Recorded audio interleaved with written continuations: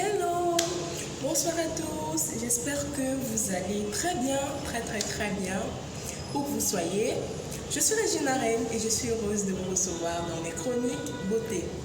Alors, il est question que nous parlions aujourd'hui de la mauvaise odeur vaginale. À quoi est-ce que la mauvaise odeur vaginale est due? Pourquoi est-ce que je sens le poisson pourri? Regardez. Voilà, ça met vraiment très mal à l'aise, très mal à l'aise.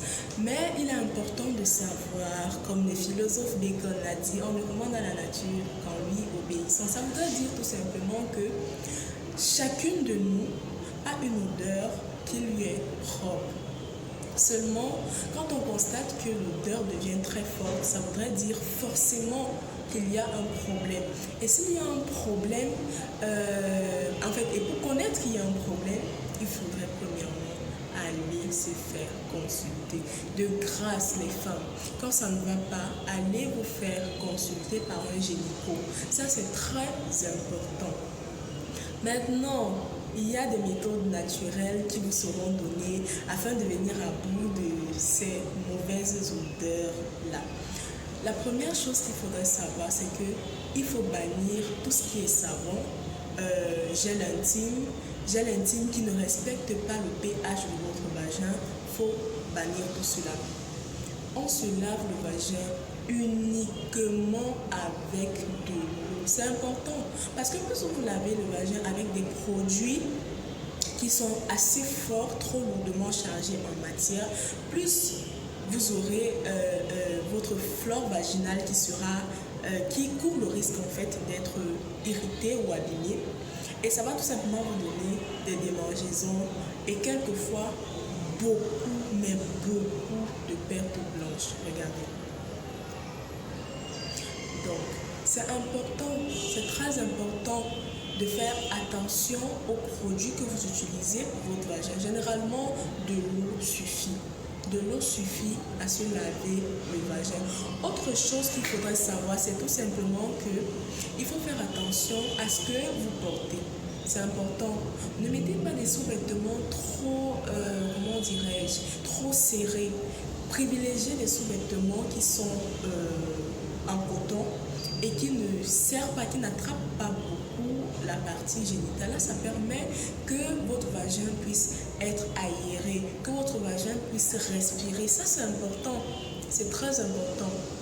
Donc, autre chose, c'est tout simplement, je sais pas, ne le prenez pas mal, mais c'est important que je vous le dise. Autre chose, c'est qu'il faut quotidiennement changer de sous-vêtements. Quotidiennement changer de sous-vêtements. Vous ne pouvez pas mettre un sous-vêtement et faire toute une journée avec, dormir avec un seul sous-vêtement. C'est-à-dire, vous mettez un sous-vêtement le matin, vous l'enlevez le lendemain. Ce n'est pas possible. Comment est-ce que vous n'allez pas avoir non seulement des irritations, mais des odeurs fortes? C'est important. Donc, je vais vous donner quelques astuces qui vont vous permettre de venir à bout des mauvaises odeurs. Le vinaigre de cidre, il est capital, mais alors très capital. Ce que vous faites, c'est que dans votre eau tiède, vous y ajoutez un verre de vinaigre de cidre et vous lavez tout simplement la partie génitale 3 fois par semaine. Aussi simplement.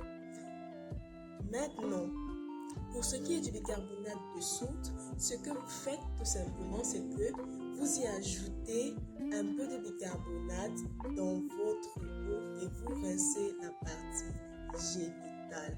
Aussi simplement. L'ail, quant à lui, il est important de consommer un peu d'ail chaque jour. Je ne demande pas d'en mettre dans votre vagin, je demande de consommer de l'ail, de l'inclure dans votre alimentation parce qu'il vous aidera au mieux. Vraiment, il vous aidera au mieux. Pour ce qui est du citron, vous allez tout simplement faire bouillir 3 citrons dans 1 litre d'eau à boire et voilà, vous allez tout simplement mettre 3 citrons dans 1 litre d'eau et boire constamment comme votre eau normale. Le persil, il élimine les bactéries responsables des mauvaises odeurs. Faites bouillir une tranche de persil dans de l'eau Laissez refroidir et buvez un verre de cette eau une fois par jour pendant 2 semaines. Très important, pendant 2 semaines. Bye bye.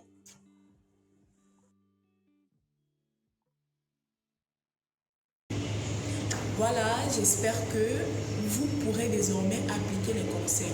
Mais si jusqu'ici, vous n'avez pas la possibilité d'entrer en possession de tout ce que j'ai cité, vraiment tout ce que j'ai cité, ce n'est toujours pas grave. Ce que vous allez faire par contre, c'est que vous allez prendre 17 centilitres d'eau, de préférence de l'eau minérale ou de l'eau propre, de l'eau filtrée. Voilà, vous allez y ajouter 3 gouttes d'huile essentielle d'arbre à thé. Je ne vais pas revenir sur ce que c'est que l'huile essentielle d'arbre à thé parce que je vous l'ai montré.